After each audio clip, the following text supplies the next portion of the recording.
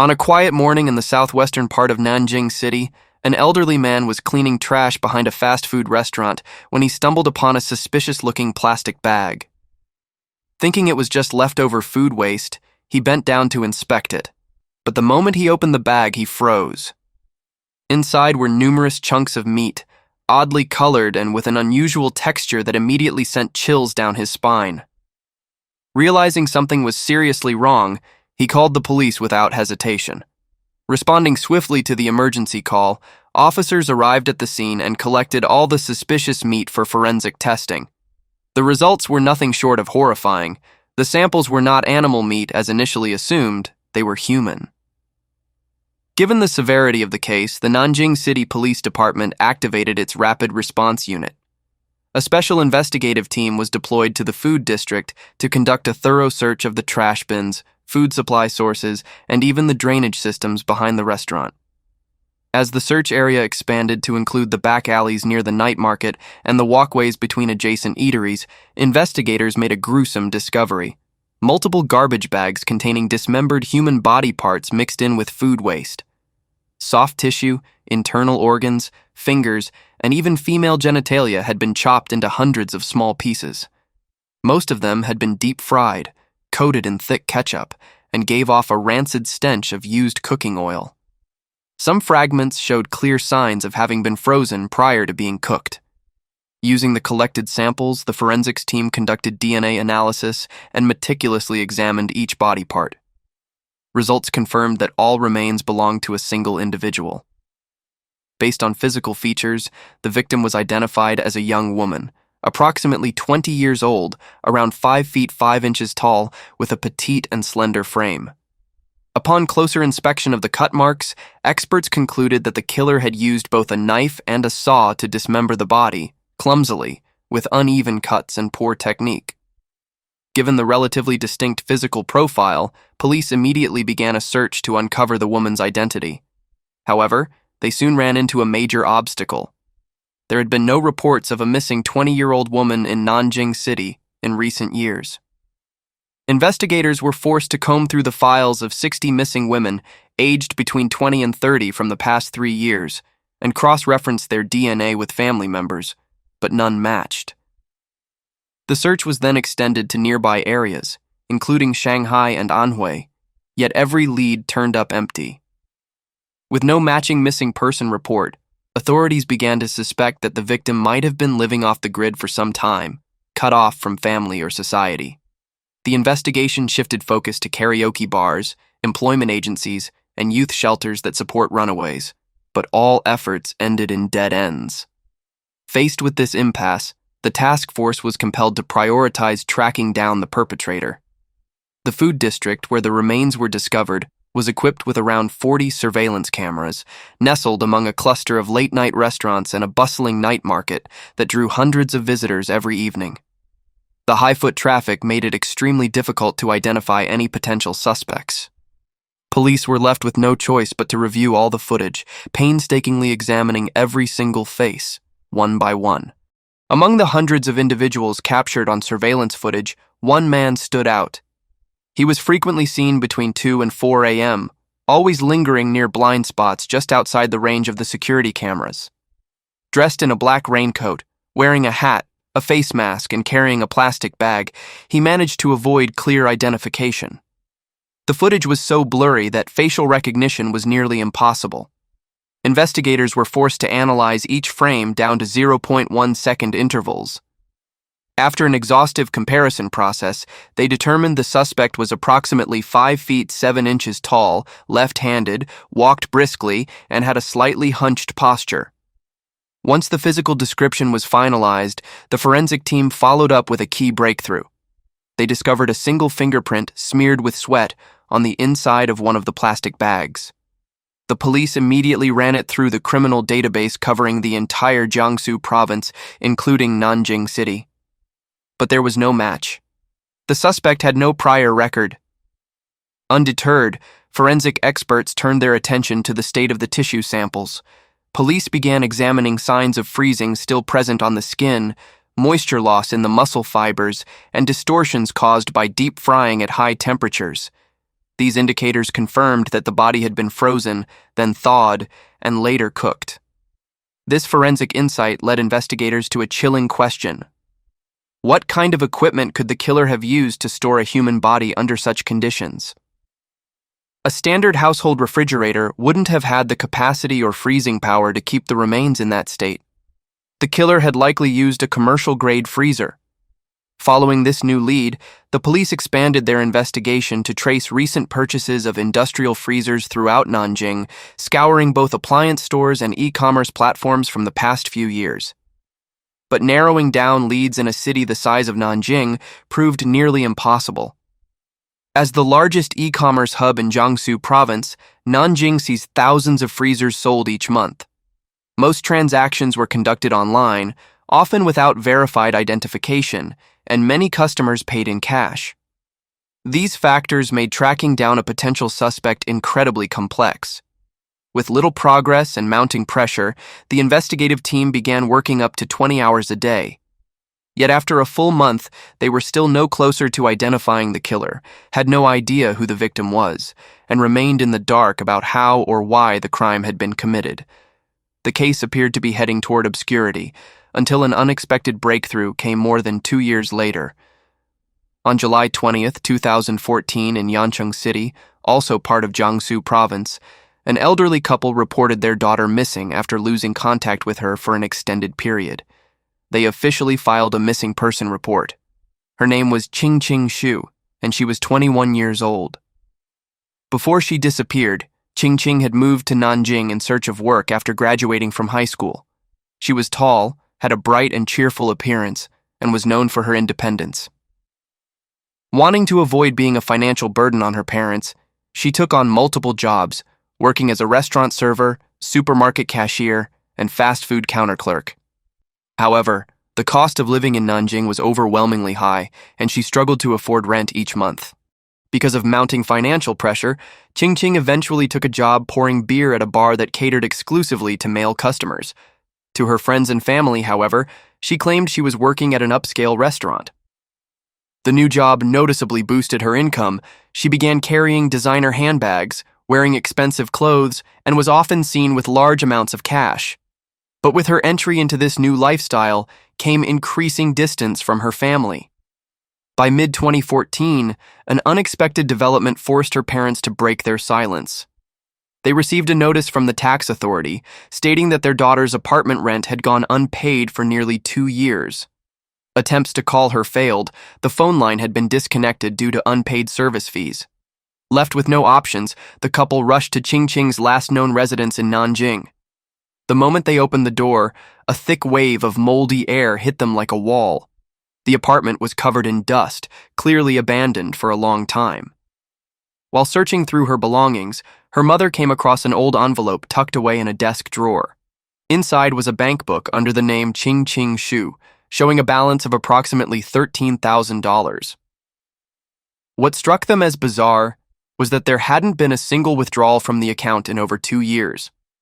It was only at that moment that they truly grasped the gravity of the situation and immediately filed a missing person report. That report triggered an entirely new direction in the investigation. Police began re-examining unidentified body cases from previous years, including the chilling 2012 case in the food district, where dismembered human remains were found deep-fried and scattered across garbage bins. After cross-referencing the victim's age, body type, and the timeline of Qing's disappearance, investigators saw strong similarities. A DNA test was quickly ordered, and the results confirmed the worst.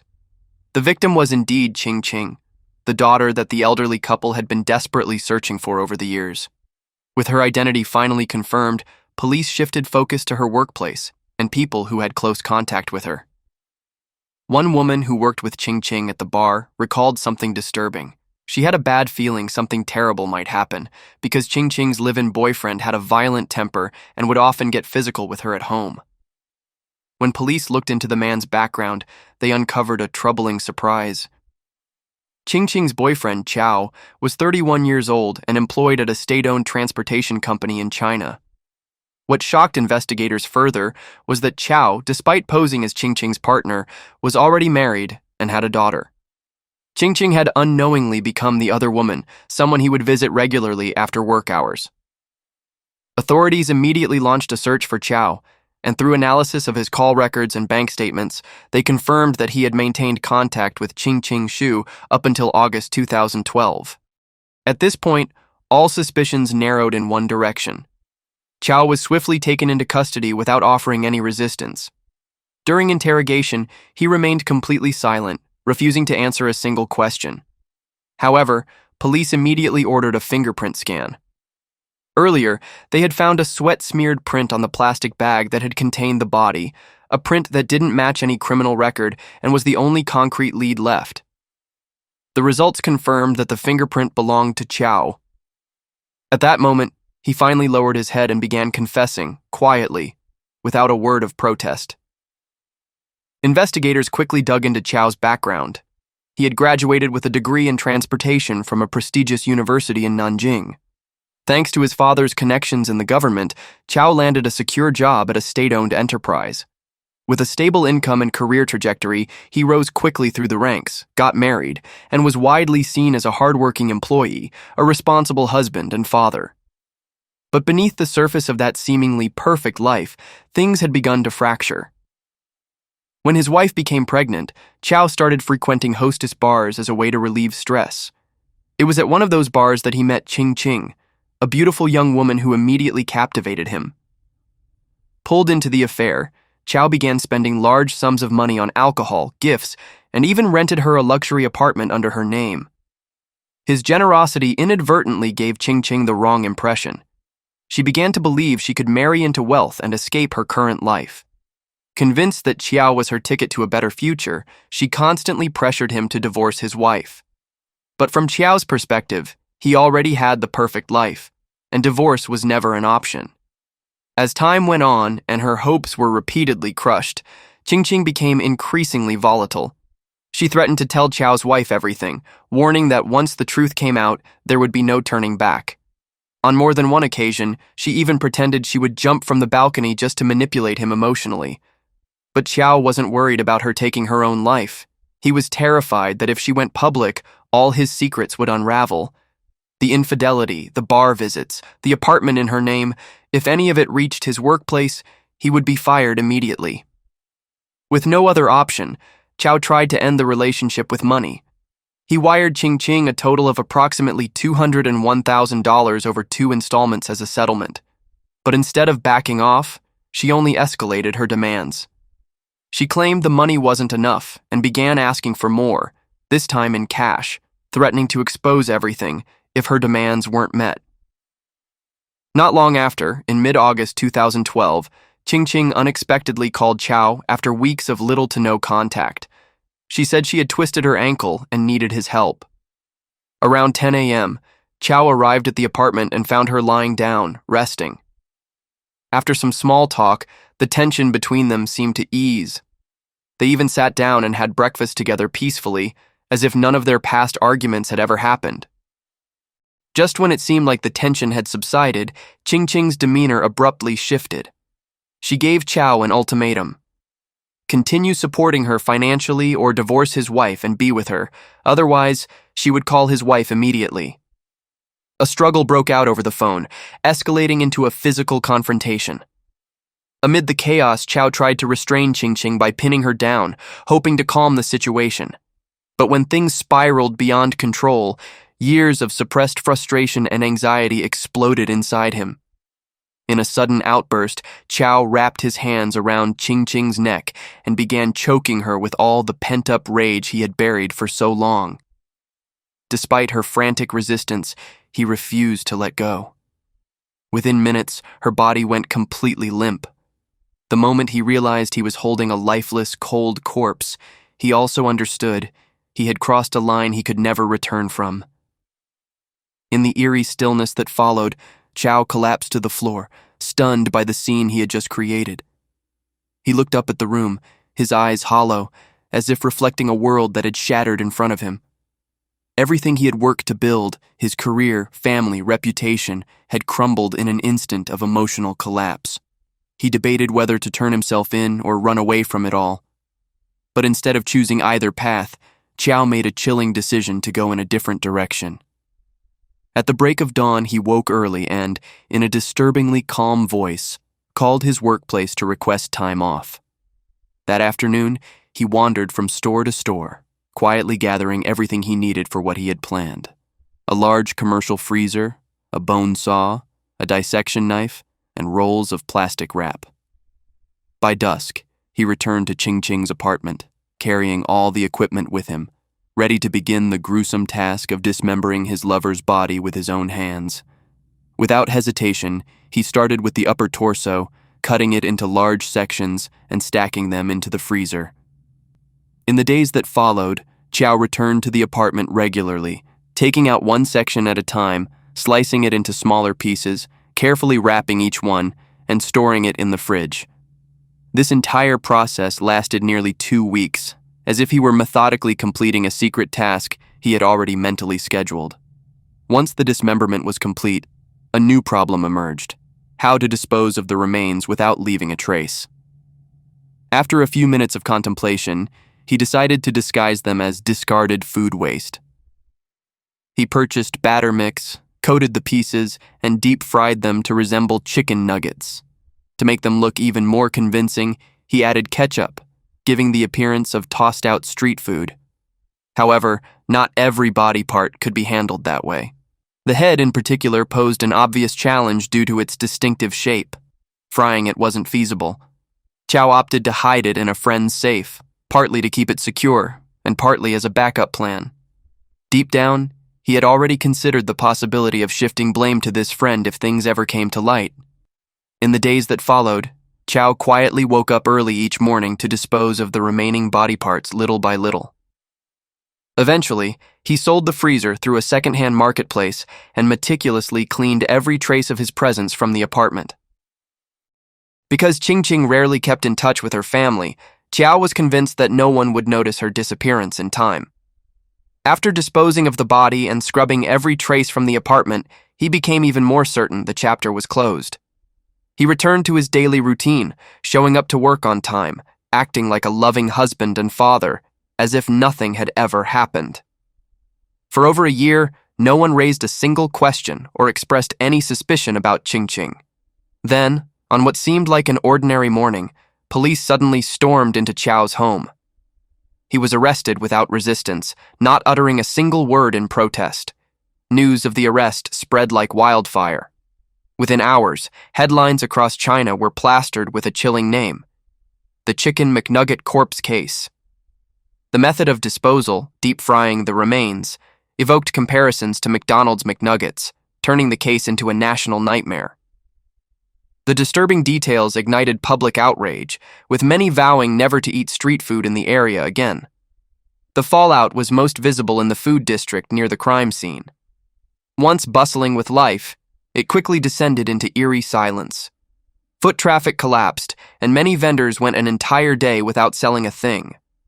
In a desperate attempt to restore customer confidence, some food stall owners posted signs declaring that their ingredients were safe and had no connection whatsoever to the case. Just a few months after the scandal broke, the first trial began in March 2015. Qiao remained silent throughout the proceedings, keeping his head down and avoiding eye contact with his attorney. The defense argued that the killing was an act of emotional breakdown, that Qiao had been repeatedly threatened and blackmailed by Qingqing, even after giving her a large sum of money, which pushed him into a prolonged state of psychological distress. The defense also claimed that the disposal of the body was done in panic and out of fear, not with any intent beyond hiding the crime. However, the fact that he had dismembered the corpse and deep-fried the pieces over the course of several days made that argument difficult to believe. Prosecutors pushed back aggressively, pointing out that Qiao had deliberately purchased a freezer to store the body, cut it into parts, and spent 2 full weeks methodically cooking and discarding each piece. Such a sustained sequence of actions could not be explained as impulsive. They showed forethought and planning. Based on the prosecution's compelling case, the court sided with the prosecutors. Qiao was officially sentenced to death for premeditated murder and destruction of a human body. Although Qingqing's identity hadn't been fully confirmed at the time of trial, her family persisted in recovering what remains they could, eventually laying her to rest in a public cemetery in her hometown. Alongside the court's decision, public opinion took a harsh turn toward Qing's family. Many criticized her parents for waiting nearly 2 years to report her missing, accusing them of negligence. Some questioned whether the case might have been solved much sooner if her family had paid more attention. Under the weight of these accusations, Qingshu's parents have continued to endure intense emotional pressure to this day. While the Nanjing case was still stirring widespread controversy, on March 15, 2013, police in Hong Kong launched a sudden raid on an apartment building in Tai Kok Tsui. As officers pried open the door of a specific unit, a wave of strong disinfectant mixed with a disturbing metallic odor immediately hit them. Strangely, the apartment itself was neat and orderly, completely at odds with the suspicious smell that filled the air.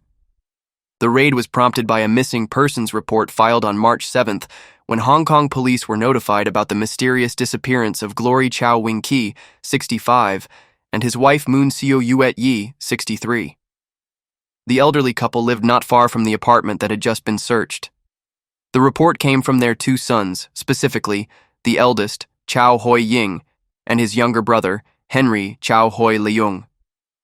They told police they had lost contact with their parents on March 2nd, 5 days before they decided to file the report. What immediately raised police suspicion was the significant delay between the last contact and the time the report was filed. According to the sons, their parents had mentioned plans to travel to mainland China, so when they couldn't reach them, they assumed the couple may have left earlier than expected. However, as days passed with no updates, the brothers began to worry and went to the police. Treating the case as a serious disappearance, investigators began to dig deeper. Realizing the investigation could take time, the brothers also took matters into their own hands. They reached out to local media outlets to publicize the case, hoping someone might come forward with useful information. They also created a dedicated Facebook page, uploading photos of their parents, listing the date of last contact, and asking the public for help in finding them. Then came a major update from the police on March 12th. Authorities confirmed that the elderly couple had never left Hong Kong, contradicting the son's assumption that they had traveled to China. Furthermore, there had been no activity on the couple's phones, credit cards, or any form of communication since the day they went missing. Surveillance systems across the city showed no signs of their movement either. All of these findings led investigators to suspect that this could be a kidnapping. Still, the search for a motive hit a dead end. The couple, both in their 60s, had 2 adult sons, no known enemies, and no financial debt. There appeared to be no clear motive related to revenge, conflict, or financial gain. With no solid leads and the couple still completely missing, police broadened their search by distributing missing person flyers nationwide, but not a single witness came forward. Then, on March 15th, the case took a shocking turn. A call came into the police station. The anonymous caller claimed to know the identity of the killer and named Henry Qiao as the person responsible for murdering his own parents. Without elaboration, the caller stated that Henry had killed both his father and mother, left their bodies behind, and then hung up. Although many officers initially dismissed the call as a prank, a few investigators decided to locate Henry and question him directly. They approached the younger son and told him someone had accused him of murdering his parents. They asked what he thought about such a serious allegation. Henry's response was shocking. With a cold, emotionless expression, he calmly admitted to killing his own parents. To understand what really happened, we need to go back to March 1st, exactly 6 days before the missing persons report was filed. That day, Henry called his parents, asking if they could help him clean up his new apartment. He had recently moved out after living with them for years. When his parents heard the request, they laughed and joked that the place must be a complete mess, then agreed to come over and help. As soon as they arrived, the apartment door was already wide open, which made them uneasy. They stepped inside, calling out for their son, but there was no response. The space was eerily silent. As they walked deeper into the living room, a figure suddenly rushed at them from behind and struck them with a blunt object. The mother was hit first, suffering a severe injury to her neck and collapsing immediately. The father tried to fight back but quickly lost strength and fell to the floor. The most unthinkable part? The attacker was their own son, Henry Qiao. His accomplice was a close friend named Angus Tse. But as soon as the murders were carried out, the two faced a disturbing dilemma: how to dispose of the bodies. They began by decapitating both victims. Then they dismembered the torsos and limbs, storing the remains in the refrigerator to preserve them. However, other parts of the bodies still needed to be dealt with. This marked the beginning of a gruesome disposal process. Bones and internal organs were tightly wrapped in plastic film, then sealed inside plastic bags, and finally placed into garbage sacks to appear like regular household trash. They transported these bags to a nearby beach and dumped them there. But when they returned to the apartment to continue cleaning, they discovered more human skin fragments left behind from the dismemberment. Determined to erase every trace, they decided to process the leftover skin, seasoning it with spices and roasting it, mimicking traditional Chinese cooking methods. To further disguise their crime, they drained the skin of all blood and moisture, salted it, and mixed in various spices. They then packed the pieces into plastic lunch containers and placed them in the fridge, making it look like ordinary takeout meals. This horrific process lasted for 5 straight days. Once they were done, they used industrial-strength disinfectant to scrub the apartment and eliminate any lingering odors. When Henry was finally arrested and brought in for questioning, he began to reveal the motives behind the killings. He said he had long resented his parents for forcing him to take piano lessons during childhood, an experience he claimed had left lasting trauma. He also described a deep sense of isolation growing up, saying he never fit in at school and always felt disconnected from the world around him. That sense of alienation continued to follow Henry into high school, where his academic performance plummeted and he repeatedly failed multiple exams. Struggling to keep up with his peers, he fell into depression and began exhibiting signs of psychological distress. Concerned about his condition, his parents decided to send him abroad to Australia, hoping he could have a fresh start in a new environment. However, the reality in Australia quickly shattered those hopes. Henry faced prolonged racial discrimination and school bullying throughout his time there. The relentless negativity caused him to withdraw even further, shutting himself off emotionally. According to people who knew him, Henry became increasingly unstable, easily angered, extreme in his thinking, and occasionally displaying strange behavior around friends. These emotional wounds didn't just linger, they slowly built into deep-seated resentment. Henry began blaming everything on his parents and openly expressed that belief to friends and acquaintances. He claimed they had forced him to take piano lessons as a child, ignored him during middle school, and sent him overseas for high school without ever asking for his opinion. Still, in 2003, his parents decided to bring him back to Hong Kong, hoping the move would help stabilize his mental health. But once he returned, Henry cut off almost all contact with his family. He locked himself in his room for days on end. That emotional distance only intensified his resentment. It was during this dark period that Henry quietly began to nurture the idea of killing his parents. He spent 6 months methodically planning the crime, every detail carefully calculated. More disturbingly, he recruited Angus Tse, an acquaintance from earlier years, to join him. Together, they turned the plan into a premeditated and coordinated act of murder. As for Angus Tse, his involvement in the case appeared to stem from 2 primary factors. First, his IQ tested at only 84, significantly below the average range. Despite that, he once had a promising future. His family had sent him to study abroad in New Zealand. The second, and perhaps more critical reason, was a traumatic event. He had been conned by a woman who took all his money, an experience that shattered his sense of trust and direction in life. Since then, Angus spiraled into a state of instability. After returning to Hong Kong, he fell into deep despair and made several suicide attempts, once by burning charcoal in a sealed room, and another by overdosing on poison. Fortunately, his family discovered the situation in time and saved him. Even so, the damage was severe. His brain suffered lasting injuries, and his cognitive abilities were noticeably impaired. In Angus's mind, The woman who had deceived him in New Zealand was the root of his downfall.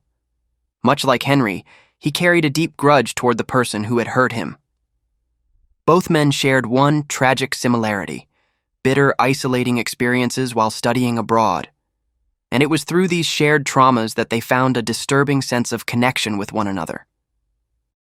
From that point on, when Henry began sharing his plan to murder his parents, Angus Qiao didn't hesitate. He agreed without question. The two met regularly, holding weekly meetings that lasted about 10 to 20 minutes each to go over the details. Together, they scouted out the crime scene, gathered the necessary tools, and patiently waited for the perfect moment to carry out the plan. That moment came unexpectedly when Henry received a call from his older brother, informing him that their parents were planning a trip to mainland China. The moment he heard that, Henry immediately believed this was the best opportunity to act. Later, when questioned, his brother said he hadn't noticed any strange behavior from Henry at the time. Around that same time, a strange development occurred during the investigation. An anonymous call was placed to the police, claiming Henry was the one who had killed his parents. This raised speculation that Angus Qiao may have been behind the call. However, that theory was quickly dismissed, as Angus was later confirmed to be a direct accomplice in the crime. What shocked investigators even more was Henry's behavior after the murders. He showed no signs of fear, guilt, or remorse. On the contrary, he seemed enthusiastic, eager to recount the entire process to those around him. In conversations with friends, Henry openly described in graphic detail how he killed his parents and disposed of their bodies, speaking as though it were just another ordinary story. More disturbingly, just one day before his arrest, Henry made a chilling remark, suggesting he could kill again in the future. The comment terrified those who heard it, and one of them immediately reported it to the police. Given the seriousness of the threat, authorities launched an urgent investigation and searched the residences of both Henry and Angus Qiao. At the scene, officers opened the refrigerator and were horrified to find the severed heads of the victims. Other body parts were also discovered, though they had been so badly damaged that proper identification was difficult. But what truly stunned investigators were the lunchboxes stored nearby. The fact that the remains had been cooked and neatly packed into containers was already horrifying, but even more disturbing was that several of the boxes showed signs of having been reheated in the microwave twice. And it didn't end there. The suspects' confessions only fueled public outrage. They claimed the purpose of cooking the remains was purely for disposal, not for cannibalism. Still, the act of microwaving human flesh was seen by many as an extreme display of emotional detachment and cruelty. By August 2014, the case had moved into the trial phase, with the first court hearing for Henry Qiao and Angus Qiao officially underway. What caught the public off guard was that both defendants tried to shift responsibility and defend themselves. Henry admitted to the killings, but denied dismembering the bodies in an attempt to avoid the charge of corpse desecration. Meanwhile, Angus's attorney argued that his client suffered from significant psychological issues and requested a reduced sentence on mental health grounds. In addition, Angus Qiao admitted to participating in the crime, but insisted that he had been coerced by Henry into doing so. His defense attorney emphasized that Angus had a low IQ and was highly susceptible to manipulation, making him the perfect target for Henry to exploit in carrying out the plan. Ultimately, the verdict was handed down after a trial involving a jury of 9 prosecutors. Of those 9, 8 found Henry Qiao guilty. In contrast, they unanimously agreed that Angus Qiao was not guilty, citing investigative findings that showed his cognitive abilities were equivalent to those of a young child. The court concluded that Angus had most likely followed Henry's instructions without fully understanding the consequences of his actions. Based on that reasoning, the judge upheld the jury's decision. In March 2015, during the final hearing, Angus Qiao was sentenced to 1 year in prison, while Henry Qiao received a life sentence. Not long after the sentencing, public discourse began drawing eerie parallels between these two horrifying cases, portraying them as mirror images of modern society's darkest shadows. One took place in Nanjing, where a body was deep-fried and discarded like garbage. The other, in Hong Kong, involved dismembered parents, their remains packed neatly into lunchboxes and stored in a refrigerator. Both cases ended with legal punishment, but they also raised chilling questions about human psychology and the deadly silence that can exist behind seemingly ordinary doors. What do you think about this case? Leave your thoughts in the comments below. If you found this video compelling, don't forget to like and subscribe so you won't miss any future cases.